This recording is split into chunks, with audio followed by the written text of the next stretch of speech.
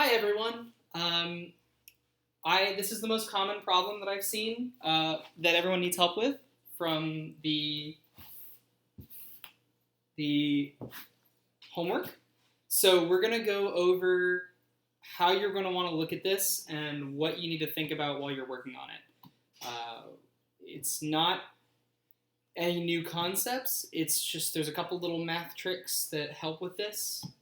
And I wrote down everything we need to know, which is that the normal force, the charge magnitude total, which one's greater than or less than 0, the radius between them, and we want to find the green charge and the red charge. So how do we go about this? How do we start? The answer is that we know what we're given, so we should just start filling in the force diagrams from what we're given, and eventually the answers should pop out. So let's write down the formula for Coulomb force so that we can see how these fit into that as well.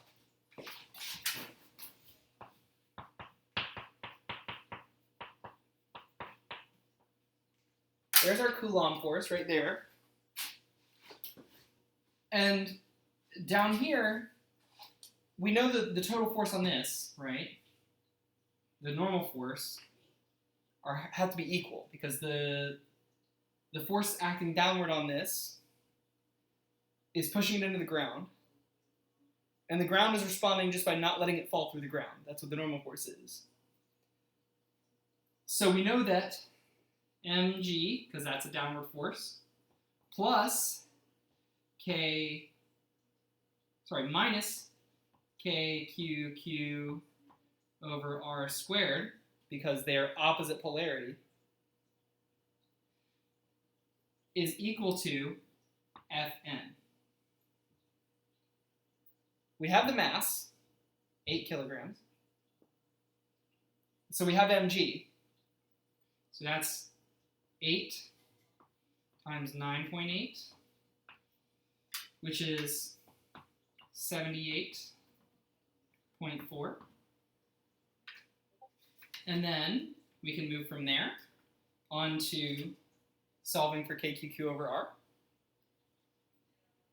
So we're given Fn is 59 newtons. So we know that 78.4 minus kqq over r squared is equal to 59 newtons. Now we can actually solve for this in terms of q1, q2. So let's do that really quickly. I'm going to try and write this nice and clean.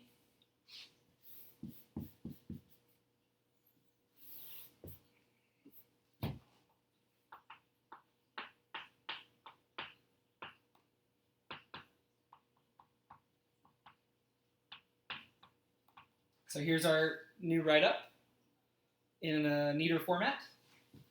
We've got 19.4 is equal to kqq over r squared. So then 19.4 times r squared over k is equal to q1, q2. And we know that since that one of these is negative, this must be negative.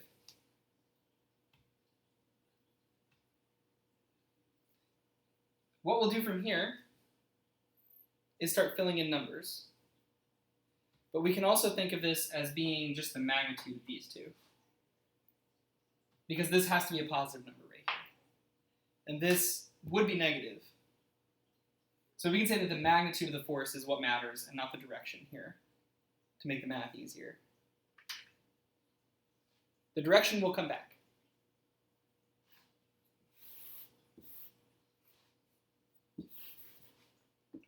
So now we have two equations that are useful.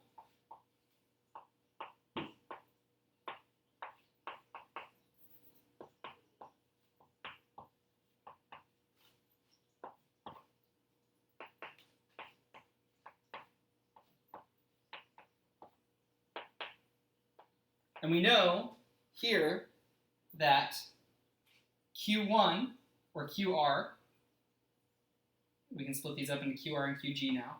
We know that QR is greater than 0. So what we get is that QR times the magnitude of QG is equal to 19.4 R squared over K.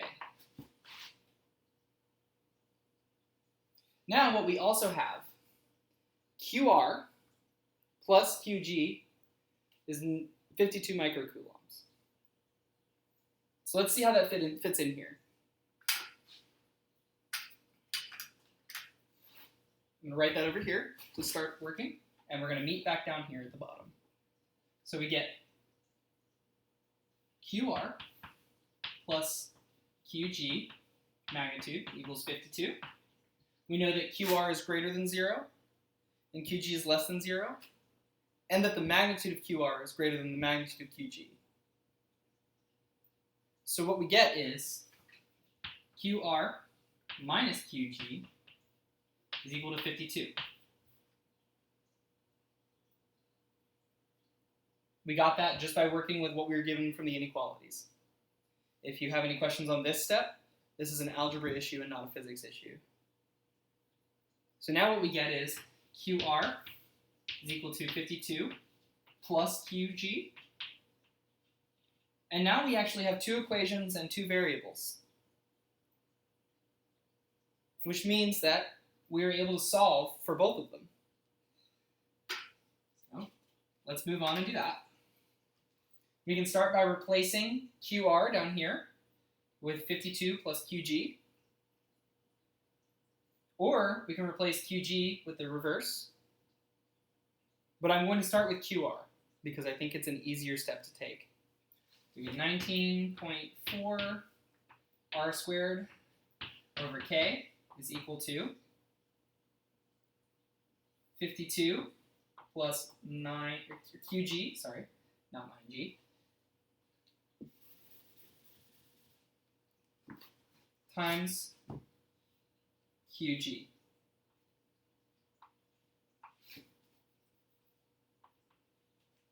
So we get 19.4 R squared over K is equal to 52 QG plus QG squared. We now have a quadratic in the magnitude of QG. So we can solve for the magnitude of QG, which has to be greater than 0. So we get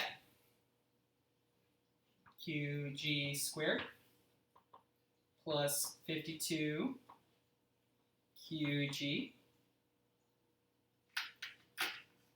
And then I'm going to move this over minus 19.4 R squared over K is equal to 0.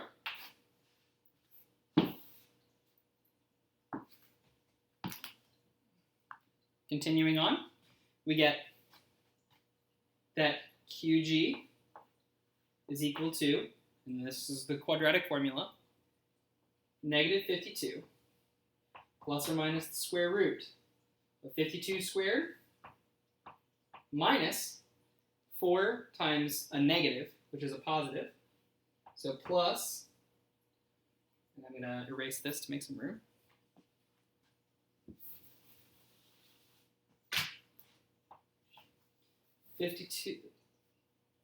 4 times 19.4 R squared over K.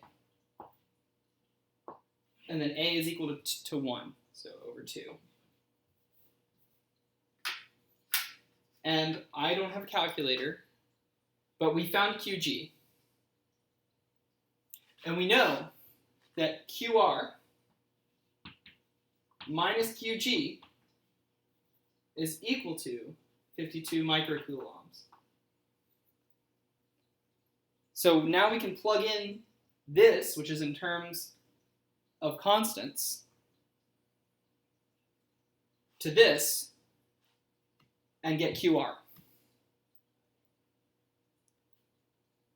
If you have any questions about this, please email me.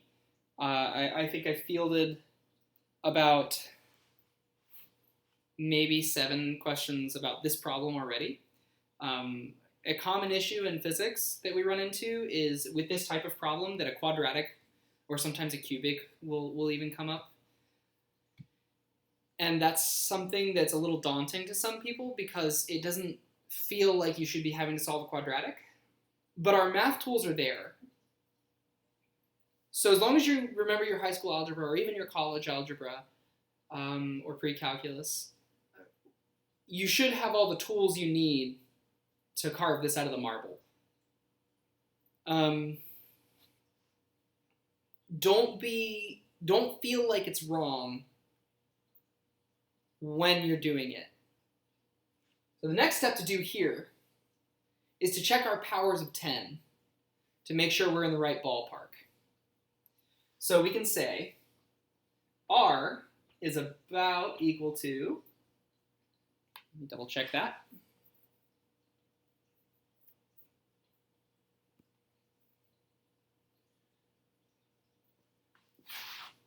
is about equal to 1/2. So then we can say, because R is about equal to 1/2, that R squared is on the order of 1/4, which is about, we would say 10 to the negative 1. And then we also know that K is about equal to 10 to the 9th. So now we can plug all this into this and double check what makes sense in terms of orders of magnitude. So this is negative 52 times 10 to the negative 6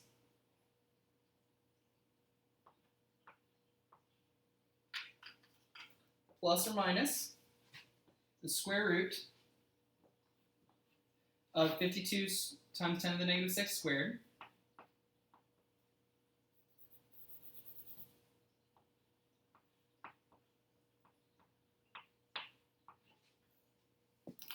plus 4 times 19.4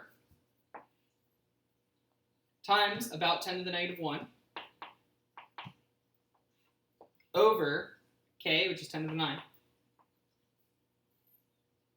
So solving for this in terms of powers of 10, 2 is close to 1. And now this rounds up to 100, so 10 squared. This rounds up to 100, so 10 squared. This rounds up to 10. This rounds down to 10. So we get 10 to the 3rd over 10 to the 9th.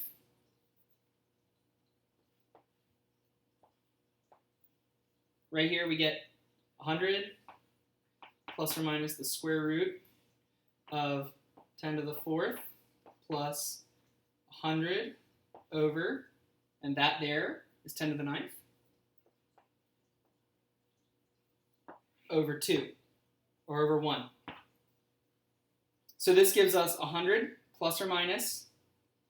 This should be about 10 squared, because this is very small.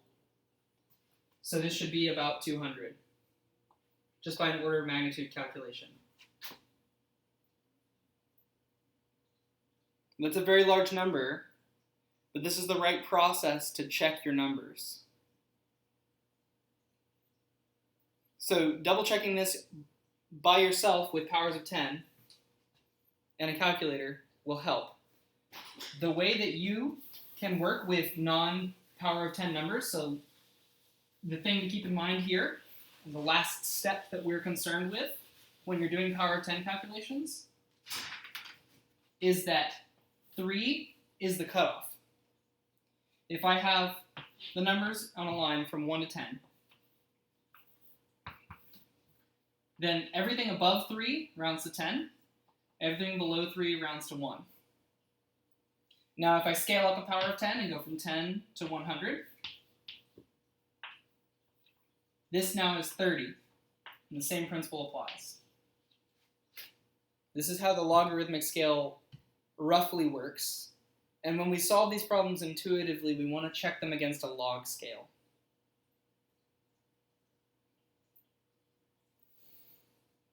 So, running that problem again, you want to check it against this log scale, and you can tell what order of magnitude you want to be in.